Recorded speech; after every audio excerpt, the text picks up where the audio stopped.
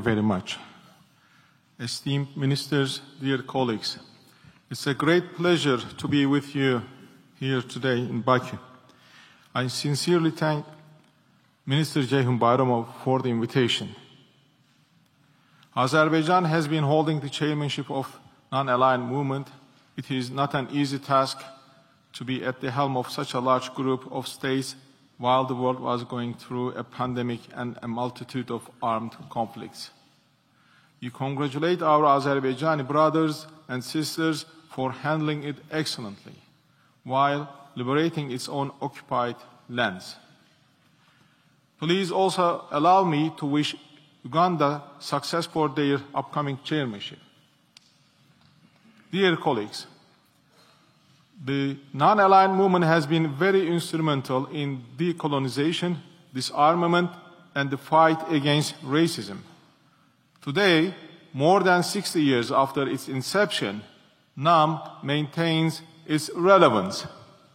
It is an important platform to advocate effective multilateralism and peaceful resolution of disputes. Members of NAM make substantial contributions to the debates on how to achieve a better global order. This includes the reform of the UN, improving the global health architecture, countering terrorism, and achieving the sustainable development goals. Dear friends, just like the NAM, Turkey is a tireless advocate of peace.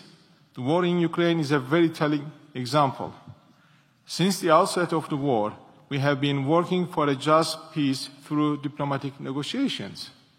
Turkey was able to facilitate talks on major issues. Most importantly, with the Black Sea Grain Initiative, we brought together Ukraine, Russia, and the UN and averted a global food crisis. Turkey is committed to keeping this initiative alive, and we count on your support for it.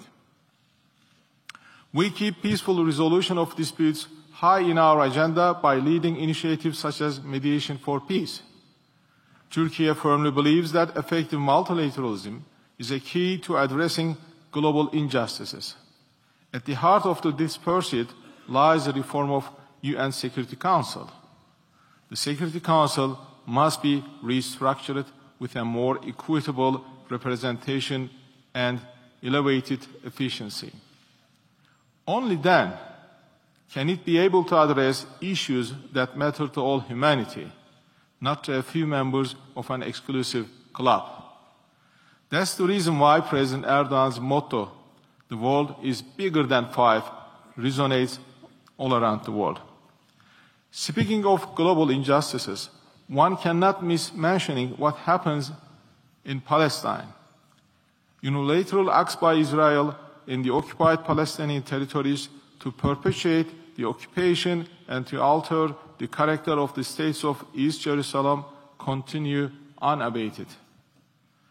Extremist provocations on the Israeli side against the status of and sanctity of Haram al-Sharif are at an unacceptable level. I know that the non-aligned movement is also very sensitive on this issue. We must all support efforts for a sovereign, independent, and contiguous state of Palestine based on the lines of 1967 with East Jerusalem as its capital and living side by side with Israel. This is the only valid formula for peace in the Middle East. The sooner Palestine takes its dignified place in the international community as a sovereign and equal member, the safer and the fairer place the world will be. Turkey also empowers effective multilateralism with her initiatives on challenges to our planet, such as Zero Waste Project. This year, the project initiated by First Lady, Her Excellency Emine Erdogan, evolved into a UN policy, thanks to the support of your nations. Dear colleagues, 2023 is the centennial of our republic. The Turkish War of Independence has been an inspiration to many nations. Now, under the leadership of President Erdogan, we are stepping into the second century of the Turkish Republic.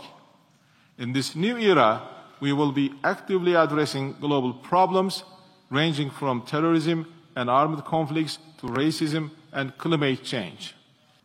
In today's world, hatred against Muslims, people of African and Asian origins, Roma, Jews, and immigrants reach unprecedented levels.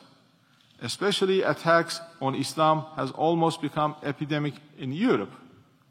Burning the Quran, holy book of billions of people, on the very first day of Eid al-Adha and allowing it to happen under the disguise of freedom of expression is a blatant insult to those billions. However, this rather grim picture should not discourage us. We should all heed the call of great Nizami Ganjavi, the national poet of Azerbaijan. In the hour of adversity, be not without hope, for crystal rain falls from black clouds. We will be honored to partner with non-aligned movement member states in this quest for a just and fair world with sustainable peace and development. Thank you. I thank distinguished Minister Fidan for his valuable statement.